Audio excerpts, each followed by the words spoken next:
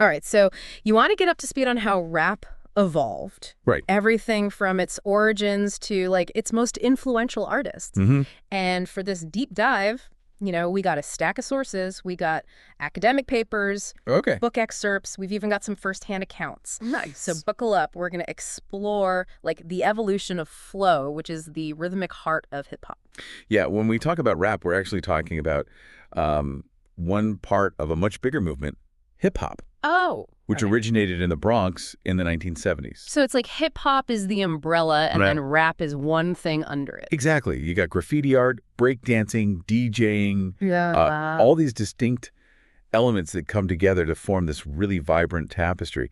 What's interesting is the way African and Caribbean musical traditions are woven into that fabric. Right. Rhythmic emphasis, complex tone colors, dense textures, Okay. and, that improvisational skill. Yeah, it's not just about the words. It's like the whole feeling. Exactly. You know what I mean? Yeah.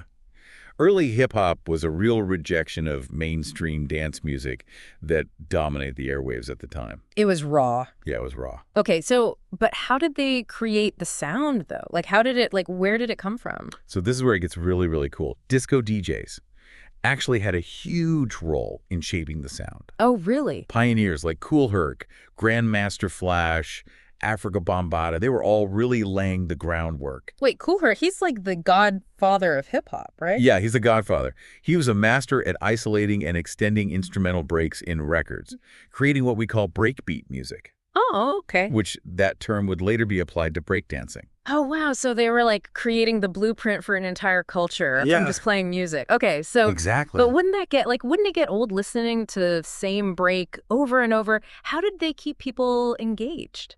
Well, that's where the artistry comes in. Grandmaster Flash, he took it to another level. He was using headphones, isolating breaks even more precisely. And he introduced techniques like punching in and scratching. Which is what gives that real, like, raw sound. That's exactly right, yeah. Like the old school hip-hop, Okay, and then Africa Bambaataa, he was blending it with, like, other genres. Blending the breakbeats with other genres, yeah. Okay, so we have all these amazing DJs. Yeah. So how do we go from breakbeats, instrumental breakbeats, to actual rapping? Well, it's all connected. Kool Herc's rhyming, his style of rhyming over those breakbeats, was inspired by toasting, which is a tradition of, like, rhythmic, poetic storytelling with West African roots. So it was like almost like a verbal dance. Yeah. Yeah. Okay, so then in 1979, the Sugar Hill Gang released Rapper's Delight, which was the first commercially successful rap single, right? Yeah. And they took the instrumental track from Chic's Good Times, a disco hit, and then, like, the rapid-fire rhymes of, Wonder Mike, Master G, and Big Bank Hank. That's right. Now, what you hear is not a test. And that's the one. That's the one, yeah. So classic. Okay, but it became way more than, like, catchy beats and rhymes, right? Sure, yeah. Like, in the early 1980s, you got artists like Curtis Blow, Grandmaster Flash, and the Furious Five. Yeah. They start using rap to address social issues. They started using their voice, exactly, yeah. So they were reflecting on, like, what was going on around them. Exactly. The struggle, stuff like that. Curtis Blows the Breaks, Grandmaster Flash and the Furious Fives, The Message. Oh, wow. Became real anthems of social realism. The message itself was really stark, a very honest portrait of life in the South Bronx. Wow. And it set a standard for authenticity for street cred that still resonates in rap today. So it became about way more than just partying. It was about actually saying something important. Exactly. Okay. When did it break into the mainstream, though? So the mid-1980s saw rap really explode. Oh, wow. Into the mainstream. You had multi-platinum albums like Run DMC's Raising Hell, the Beastie Boys' License to Ill. Run DMC, they were the Adidas guys, right? Yeah, they were the Adidas guys. Yeah, and their Adidas deal was groundbreaking. Oh, really? It showed how rap was beginning to influence fashion, Oh, wow. pop culture. Yeah. And then their collaboration with Aerosmith, a rap rock version of Walk This Way, broke down genre barriers. Oh, that's so cool. Okay, so now rap's breaking down walls. It's like demanding to be taken seriously. Absolutely. Oh, okay. Absolutely. A major player in all this was Def Jam Recordings. Co-founded by Russell Simmons and Rick Rubin. Right. They promoted this new generation of artists. So they went from, like, underground block parties to, like, record deals. That's amazing. In a few short years, yeah. So this brings us to the heart of our deep dive, the evolution of flow. Right. And our source, How to Rap, the book How to Rap, defines it as like the rhythmic delivery of the lyrics. Yeah, how the rappers ride the beat. So like how they say it. How they say it, yeah. Okay, so let's compare like two tracks from different eras. Okay. We got Curtis Blow's Basketball from 1984. Right. And Raekwon the Chef's Wu Gambinos from 1995, which features RZA. Okay. How do their flows compare? Well, Curtis Blow's flow in basketball is really rhythmically simple, very predictable. It's almost like rhyming couplets that land neatly on the beat. Okay. You know, emphasizing that steady driving rhythm. But with Raekwon, you hear this really complex, irregular flow. It's almost like stream of consciousness. Oh, wow. You know, with rhythms that weave in and out of the beat. So like if early rap was like keeping it steady, later it was more like experimental. That's a great way of putting it, yeah. How to rap, though. This book, Yeah. it breaks down like the techniques. It does. And it says that rappers manipulate three main elements: the placement of rhyming syllables, the placement of accented syllables, and the correspondence between those syllables and like the measures of the music. Yeah. So it's about how the words themselves Yeah. are structured, emphasized, and how they interact with the beat. Exactly. Yeah, and there's these techniques that allow rappers to create such a wide range of styles Okay. and rhythmic patterns. That makes sense. Yeah, of course, you know, they also use legato and staccato, consonant articulation, syllable timing. Yeah. But for today's deep dive, we're just going to focus on, like, these metrical building blocks. Okay, so we have like the blueprint for how flow works. Yeah. Where do we go from here? Like, how do we start unpacking specific flows? Well, let's take a deep dive into Blackalicious' Blazing Arrow from 2002. Okay. It's a great example of how flow can create layers of intricate rhythms. All right, Blazing Arrow. Let's hear how this flow sets the track on fire. So what's interesting here is that the beat itself is pretty straightforward. Steady guitar riff, a simple bass line. Gift of Gab, the rapper, delivers his words in like a constant stream of 16th notes. Okay. So there's not a lot of variation in his delivery. So if the beat and the delivery are steady, like where's the complexity? He's in the rhyme. He uses a ton of internal rhymes, multisyllabic rhymes, and he often connects them with similar vowel sounds, creating a sense of flow that extends across like the entire verse. It's like he's weaving like a sonic tapestry. Exactly. And because he's rapping in constant 16th notes, the placement of those rhyming units within each measure creates like this syncopated rhythmic layer. So the rhymes are creating the rhythm. They are. Oh, wow. That's amazing. It gets even deeper. Gift of Gab places those rhyming units to create different groupings of measures within the verse. So in essence, he's outlining the song's form with his flow. Wait, so he's using rhyme to create the structure? He is. Yeah, it's crazy. It's one of the things that makes rap so unique. The flow can be both a rhythmic embellishment and a way of like organizing the music. I never thought of that. Okay, so flow can create order and structure. Yeah. But can it do the opposite? Can it be used to create like ambiguity, you know, like disrupt your expectations? Oh, absolutely. For a perfect example, we got to enter the mind-bending world of MF Doom. Oh. And his track All Caps from 2004, produced by Madlib. MF Doom. Yeah. Okay, the masked rapper. Yeah. What makes his flow so unique? Well, MF Doom, whose real name is Daniel Dumoil, Okay. he's known for his really abstract lyrics and his like unconventional style. In All Caps, his flow perfectly complements the intentionally ambiguous soundscape that Madlib creates. Okay, so what's so ambiguous about Madlib's production? Well, first of all, he uses a very dusty lo-fi sound, you know, crackling vinyl instruments you wouldn't normally hear in rap, like flutes and trombones. It's like he's creating the sense of mystery. Yes, exactly. And the way he uses samples is so clever. He'll chop them up, rearrange them. So it's really hard to tell what the original rhythm or melody was. He's playing with our expectation. He is. Yeah. So Madlib's laying down like this foundation of uncertainty. He is, yeah. How does Doom's flow fit into this? Well, instead of rapping in a way that reinforces the beat, Doom does the opposite. His flow is loose, unpredictable. Oh. You know, he violates the usual patterns, triplets, groups of 5 notes, all sorts of irregular subdivisions. It's almost like he's rapping in a different rhythm than the music. Okay. Yeah, he uses rhymes everywhere, but they're constantly shifting position. You never know where that next rhyme's going to land. He'll even break apart rhyming sounds, linking them across different lines. Oh, wow. It's like really hard to follow in any traditional sense. So it's like he's making you really pay attention to like every syllable. Exactly. And then he uses enjambment. Oh, okay. Where his lines disregard the boundaries between measures, creating this like continuous flow of words that seems to float above the music. I like that. Yeah. Okay, that's taking it to a whole other level. It is. Yeah. It reminds us that flow isn't just about staying on beat. It's about how you interact with the beat. Yeah. How you enhance the meaning, the feeling of the music. Okay, so Blackalicious, flow is creating order structure. Yeah. MF Doom. Yeah. It's ambiguity, disorientation. Yeah. Can it be used to tell a story? Absolutely.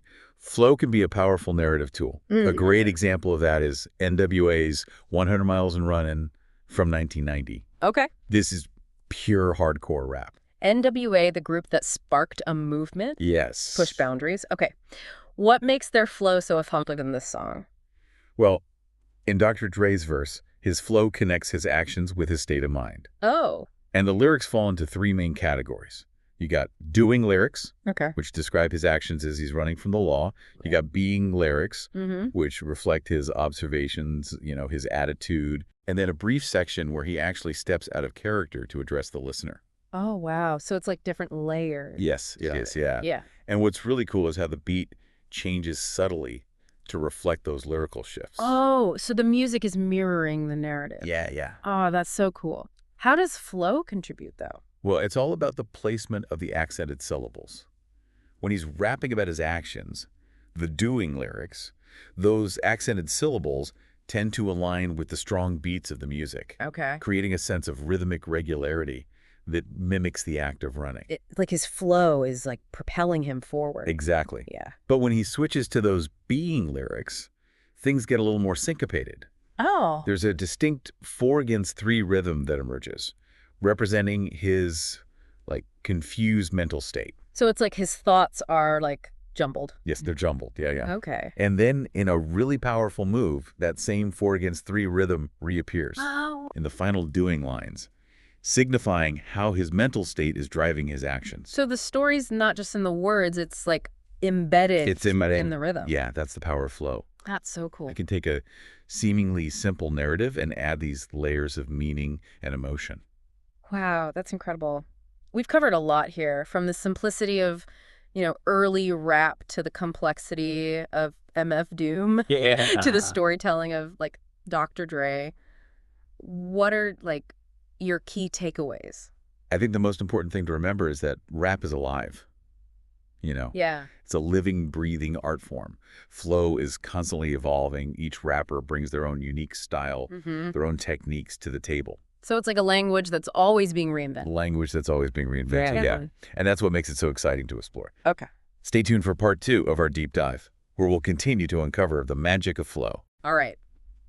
Okay, we're back. Part 2 of our deep dive into rap flow. Last time, we were talking about how flow can create like structure, ambiguity, and it can even drive a narrative. Yeah. What other dimensions of flow are we going to uncover? Well, we talked about flow creating order and ambiguity, but what's really cool is how it can also embody a specific emotion. Oh. Or energy. Like the flow itself becomes a reflection of the rapper's, inner world. So the rhythm and the delivery can like amplify the emotions behind the words. Exactly. And for a masterclass in this, we have to look at Public Enemy. Okay. Specifically their iconic track, Fight the Power, from 1989. Oh, yeah. This song is such a powerful example of how flow can convey raw energy and defiance. Public Enemy, they brought a whole new level of like political consciousness to rap. Fight the Power. They did. Became like an anthem. It did, yeah. What makes Chuck D's flow so effective at conveying that message? Well, Chuck D, he's a master of rhythm and cadence. He uses a lot of syncopation, internal rhymes. But it's the way he accents certain syllables that really creates this sense of urgency and power. Yeah, it's like he's punching the words out. Yeah. Like he's not letting you ignore what he's saying. Exactly. And he often uses a technique called call and response. So he'll deliver a line and then repeat it with like a slightly different emphasis. Yeah, okay. Creates this hypnotic effect that really draws you in and makes you feel the weight of his words. Like rallying the troops. Yeah, okay. Yeah. And his voice itself is an instrument of power, Yeah. It's deep, resonant, full of conviction. You can hear the anger and frustration in his delivery, and also a sense of hope, determination. It's not just anger, though. It's like controlled anger. It is, yeah. Focused anger channeled into this like message of resistance. Yeah, he's not just venting. He's using his voice to dismantle systems of oppression. Powerful stuff. So Chuck D's flow is like a weapon. It is. It's a tool for change, like a reminder that rap can be a force for social justice. Absolutely. But can flow also convey more like subtle emotion? Oh, yeah. Like vulnerability, introspection. Absolutely. For a beautiful example of that, we need to go to the world of Tupac Shakur. Oh, okay. His music was so raw and honest. It really spoke to a whole generation. Tupac, a legend gone too soon. He was. But his music was so powerful. He could be aggressive, but also, like, vulnerable. Yeah. How did his flow reflect that? Well, Tupac was a poet at heart. And his flow reflected that complexity. He could go from rapid-fire rhymes to spoken word passages just seamlessly, keeping the listener constantly engaged, on edge. I remember listening to Tupac and like feeling like I was on an emotional roller coaster. Like 1 minute he's spitting fire, then he's pouring his heart out. And a lot of that came from his mastery of flow. One of the things that made it so compelling was his use of pauses, silences. He understood the power of letting a moment breathe. Oh, like making you lean in. Yes. Waiting for what he's going to say next. Exactly. And he wasn't afraid to break the rules, Oh, okay. of rhyme and meter. He would use like half rhymes or offbeat rhymes. It created this slightly dissonant effect that really added to the weight of his words. So like mirroring the turmoil inside him. Exactly. Yeah. And his voice was an instrument of emotion. He could go from a whisper to a scream, a growl, to a croon, always conveying that honesty. Yeah, there was so much pain in his voice, but also like resilience. It made you feel like you were right there with him, experiencing those emotions. He had this incredible ability to connect with people on a really deep level. And a lot of that came from the honesty and vulnerability in his flow. Tupac, a one-of-a-kind artist. He was. His music still moves us. Absolutely. Okay, so flow can be powerful, defiant, like Public Enemy. Yeah. Vulnerable and introspective, like Tupac. Yeah. What about the lighter side of rap? Oh, yeah. Can flow also be, like, playful and humorous? Oh, absolutely. For a masterclass in lyrical wit and comedic timing, we have to go to the Beastie Boys. The Beastie Boys. They were such a breath of fresh air. They were. Like, they weren't afraid to have fun and just, like, poke fun at everything, including themselves. And their music was so catchy. It was so catchy. Yeah. And a lot of that came from their mastery of flow. They were incredibly skilled rappers, but they also knew how to use humor and irony to their advantage. Yeah, they were silly. They used, like, nonsensical rhymes. Yeah. Always kept you guessing. Exactly. Their flows were often fast-paced, energetic, with a tongue-in-cheek swagger. Yeah. It was irresistible. You'd be laughing and dancing at the same time. Yeah. I remember thinking, like, these guys are having so much fun. Yeah, they were. And it's contagious. Yeah. They didn't take themselves too seriously. Yeah. But they were serious about their music. Yeah. And they were fearless experimenters. They incorporated elements of punk, funk, even metal into their music, constantly pushing the boundaries of what rap could be. True originals. Their music still sounds fresh today. It does, yeah. I think a lot of that is from their flow. They weren't trying to be the toughest or the most profound. They just wanted to have fun. They just want to have fun and make people smile. Yeah, and they did. Yeah. The Beastie Boys, they remind us that rap doesn't have to be serious. It doesn't. It can be like a celebration of life. Yeah. Pure joy, energy. Yeah. So we've seen flow be powerful and defiant, vulnerable and introspective, playful and humorous. Yeah. It's amazing how, like, this simple concept, rhythmic delivery of words, can be so versatile. It is. It is. What else can we learn about flow by looking at some of the artists, who have shaped its evolution? Well, one thing that's really interesting is how flow interacts with regional styles. Oh, well. Because rap is global. And each region has developed its own like flavor and approach to flow. It's like each city has its own dialect, its own way of bending the language of rap. Oh, I love this. Yeah. So it's not just about individual artists, it's about like whole communities Yeah. creating something special. Absolutely.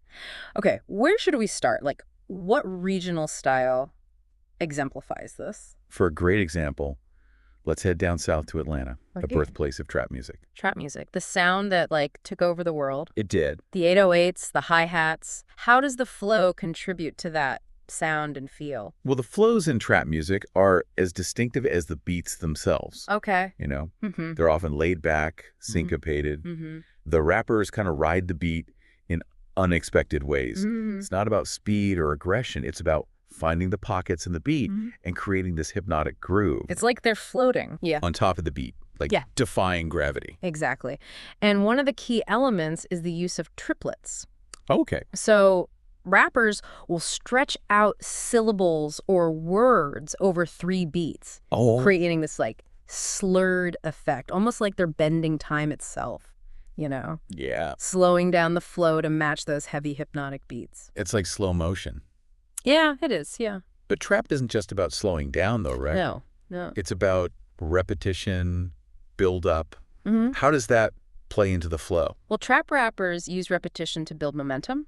Mm. They'll repeat phrases, Mhm. gradually building up the intensity, Oh, wow. like they're casting a spell. So it's like hypnotic, It is, yeah. trance-inducing, but it's also conversational. It is. It's like you're eavesdropping on someone's thoughts. That's a great observation. Okay. Yeah, trap flows often feel really raw and authentic. Like Mhm. the rappers are just being themselves, sharing their experiences, So it's like you're in their world. their community. Exactly. And that's what makes trap music so captivating. Okay. You know, it's a sound and a style that emerged from a specific place and time, Mm-hmm.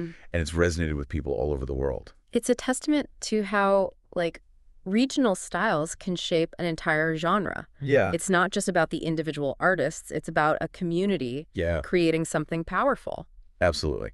And trap is just one example. Mm-hmm. You know, think about the West Coast sound, laid-back G-funk grooves. Think about the East Coast, that boom-bap style. Oh, yeah. Each region has its own flow, its own flavor, Yeah. reflecting the diversity and Yeah. creativity of rap music. It's like music is a constantly evolving language Yeah. with new dialects emerging all the time. Yeah. It is. It is. It's not just regional influences, right? Right. What about like the role of technology? That's a great point. The tools of music production have had a massive impact on, you know, how rappers approach rhythm and rhyme. We've come a long way from those early days of turntables and samplers. Yeah, drum machines, Yeah. samplers, digital audio workstations. Yeah. It's like technology has opened up this new world of possibilities It has. for like rhythmic innovation. Drum machines, for example, have allowed producers to create these crazy, intricate beats Mm-hmm. with polyrhythms, Yeah. syncopations that would be really hard to achieve with live drumming. Yeah. And rappers have had to adapt their flows to match these new rhythmic landscapes. It's like a game of one-upmanship. It is Producers pushing the boundaries Yeah. and then rappers keeping up. keeping up, yeah. Okay. And then you have samplers, you know, Mhm. allowing producers to chop up and rearrange existing music, Yeah. create new landscapes for rappers to explore. Yeah, so many classic hip-hop tracks are built on like soul, funk, jazz samples. Yeah. It's amazing how they can take these pieces of music, weave them together into something totally new. It's like sonic alchemy. It is. Yeah. Digital audio workstations have given even more control. Oh, for sure. It's like limitless possibilities now. The possibilities are endless, yeah. So technology has expanded, like the sonic palette of rap music, It has. created a playground for rhythmic innovation. Exactly. And rappers have risen to the challenge, Yeah. constantly pushing the boundaries of flow to match these advancements. It's like technology and artistry Yeah. feeding off each other. It is, yeah. Yeah. It's a reminder that rap music is alive, breathing, Mm-hmm. constantly evolving and adapting to the world around it. We've covered so much, from the energy of Public Enemy, the soul of Tupac, the wit of the Beastie Boys. Yeah. You know, we've seen how flow can be used to express like so many different emotions. We've talked about how regional influences and technology have shaped it, Yeah. creating this tapestry of sound and rhythm. Yeah. Where do we go from here? Like, what final thoughts do you have for our listener as we wrap up? Okay, we're back. For the final part of our deep dive into rap flow, We've covered so much ground already. From the origins of hip-hop, the mind-bending flows of MF Doom, the storytelling of NWA. We even, journeyed through different regional styles. We looked at how technology has impacted the evolution of flow. Yeah, it's been quite a journey. It really has. Yeah. But you were saying there's, one more crucial aspect of flow that we need to touch on. We've seen how it can be powerful, vulnerable, playful, everything in between. But I think we really need to talk about how it connects us to the past, present, and future of this art form. Oh, okay. So, flow is more than just a technique. It's a tradition. A tradition. Yeah, it connects generations of artists. Oh, that's cool. So when we understand, the evolution of flow, we get a deeper appreciation for, where it all came from. Yeah. We see the artistry, the innovation that's made rap what it is today. So as we wrap up our exploration of rap and the evolution of flow, what are some, key takeaways for our listeners? Well, I think the biggest takeaway is that flow is more than just a skill. Mm-hmm. It's a form of self-expression, a way to connect with the world. It's a language that's always evolving. It's like a fingerprint. Yeah. Unique to each artist, but also, part of this larger shared language. Exactly. And whether it's the raw energy of Chuck D, the soul of Tupac, the wit of the Beastie Boys, the hypnotic groove of trap flow, is the heart of hip-hop, driving the music forward, shaping its future. Yeah, it's like the thread that connects all these different styles and voices. Yeah. Okay, as we move forward then, what new innovations and styles do you think will emerge? Oh, who knows? It's exciting to think about. What new rhythmic territories will rappers explore? Yeah. How will technology continue to shape the language of flow? The possibilities are endless. That's what makes rap so, vital, exciting. It's always pushing boundaries, right? Yeah. Challenging conventions, finding new ways to, express the human experience. Exactly. So as you continue to listen to rap music, pay attention to the flow. Notice how the words ride the beat. Yeah. Notice how the rapper uses rhythm and rhyme to create this world of sound and emotion. There's a whole universe of rhythmic magic out there waiting to be discovered. And with each new generation of artists, that universe keeps expanding. I like that. Well, thanks for joining us on this deep dive into rap flow. It's been a pleasure. It really has. Happy listening, everyone!